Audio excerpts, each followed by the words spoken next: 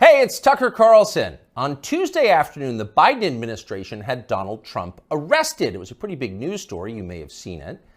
Just before 9 p.m. that night, as part of its coverage, Fox News ran two live video feeds next to one another. On the right, Donald Trump addressed his supporters in New Jersey. On the left, Joe Biden spoke at an event for the Secretary General of NATO in Washington.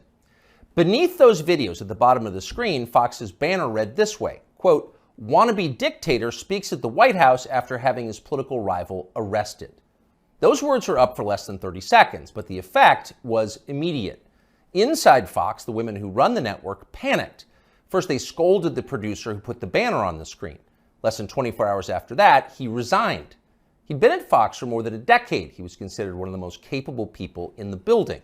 He offered to stay for the customary 2 weeks, but Fox told him to clear out his desk and leave immediately. Then the company issued a public apology for the 27-second-long wannabe dictator line. Quote, "The chyron was taken down immediately," Fox's PR department said, and then added ominously it was, quote, "addressed." That was all true, but it was not enough to save Fox News from the ensuing scandal. For a time in the rest of the media, Fox's assessment of Donald Trump's arrest seemed to overshadow Trump's arrest itself. Suggesting that Biden is a dictator, declared the Washington Post, quote, "crossed the line."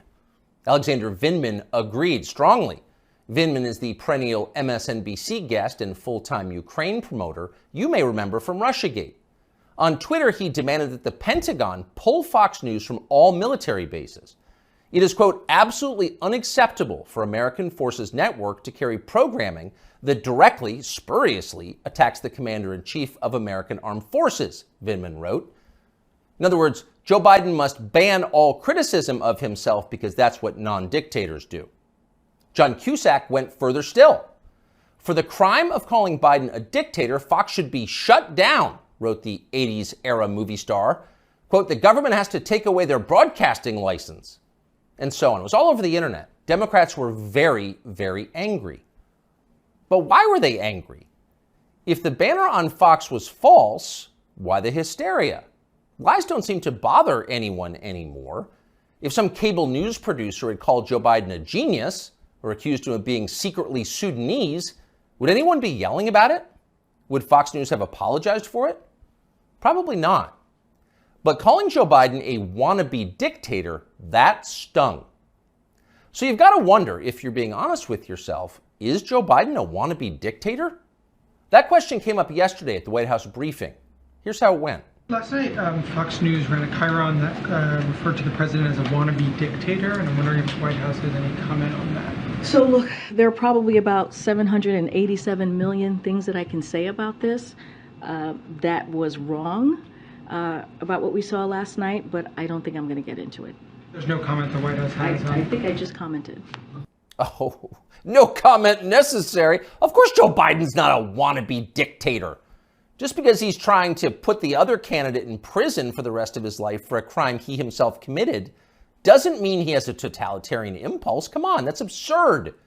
It takes a lot more than jailing your political rivals to earn the title wannabe dictator. That's the consensus in Washington tonight. And in some ways, for once, the consensus may be right. It is not a small thing to be a wannabe dictator. It's quite a process. There are a lot of steps. First off, there is the money. The one thing that all dictators have in common is they enrich themselves and their families, their tribe, even as the countries they govern grow steadily poorer and more desperate. They take kickbacks from businesses and from other dictators. They use the official functions of their government to funnel cash to themselves. They don't bother to hide the fruits of this. They live in garish mansions with big lawns, far from the teeming cities, even as their own citizens languish in growing poverty, in some cases literally living in tents on the street. So they don't really hide it, it's all pretty blatant, and ordinary people resent it. Of course they do, and wannabe dictators know they resent it, but they don't care. There's nothing the population can do about it in a dictatorship. It's no longer possible to fight injustice in a system like that. People can't gather in large numbers to protest the rule of the dictator. If they try that, they'll be arrested by his state security services, even years after the fact. A visit from men in body armor at the breakfast table. That happens. And if citizens persist in believing they can gather in groups to protest, they may be shot to death, a bullet to the throat. And then, just to make the humiliation complete, to make the lesson gin clear to everyone else watching, their relatives can be arrested for daring to complain that their children were killed for complaining. That actually happens in some places. Ask Ashley Babbitt's mother. Here she is in handcuffs. You're arresting Ashley Babbitt's father. You murdered her inside the Capitol, now you're going to arrest her? Come out of there. 101, have a transport response. Sidewalk. So don't be like Ashley Babbitt's mother, much less like poor Ashley Babbitt. She's dead now. That's the message a wannabe dictator would send. And by the way, it's not just public protest that would be banned in a dictatorship. You wouldn't be allowed to complain from your own home. Unauthorized opinions expressed on the internet would be censored. Go too far, press too deep, tell too much truth, and they'll just erase your opinions.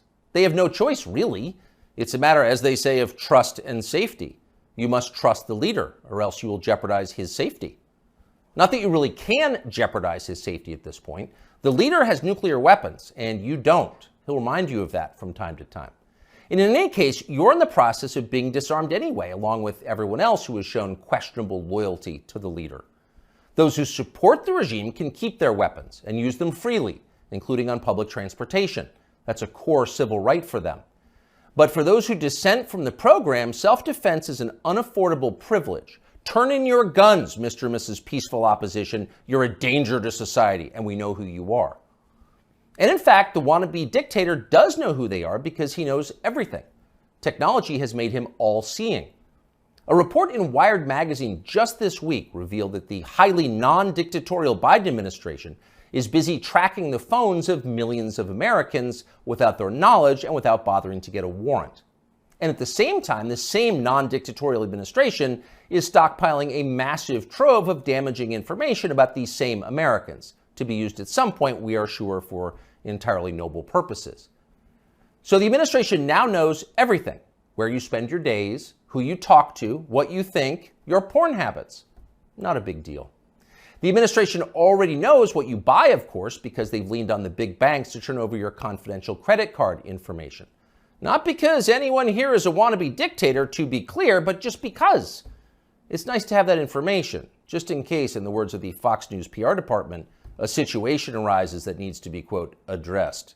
It's all totally normal. It's not a dictatorship, okay?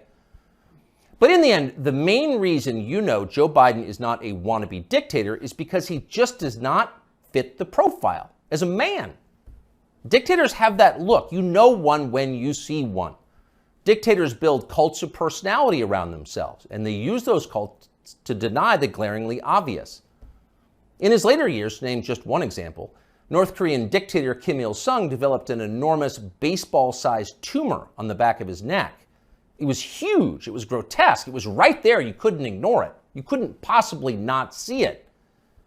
But in North Korea, state media did ignore it. They pretended it didn't exist. And so, in some important sense, it didn't. If a tumor grows on a neck but no one acknowledges it, is it really there? Thankfully, nothing like that is happening in our country or ever will. If Joe Biden ever developed some profound physical or medical problem that was obvious to everybody, journalists would say something. This is not North Korea. We don't have state media here. If Joe Biden was, say, incapable of completing a full sentence, or mistook his sister for his wife, or suddenly started falling down in public for no reason, the New York Times would report on that and then get to the bottom of what was actually happening. That would be its duty in a free country like ours. It's not like they would cover it up. The very idea of a cover-up sounds like a conspiracy theory, a dangerous one, actually, so stop it.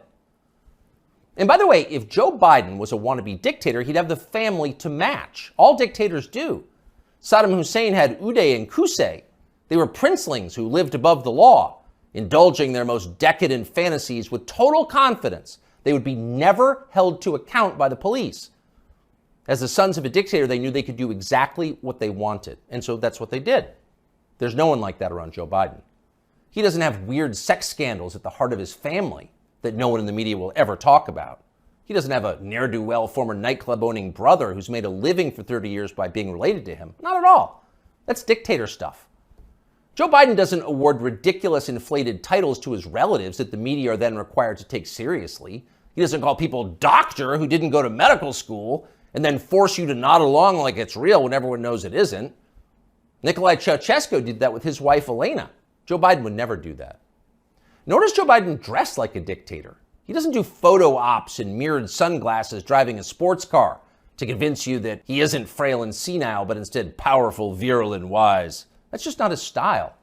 If Joe Biden was a dictator, he'd be wearing epaulets and carrying a tasseled riding crop, and he isn't yet, so calm down.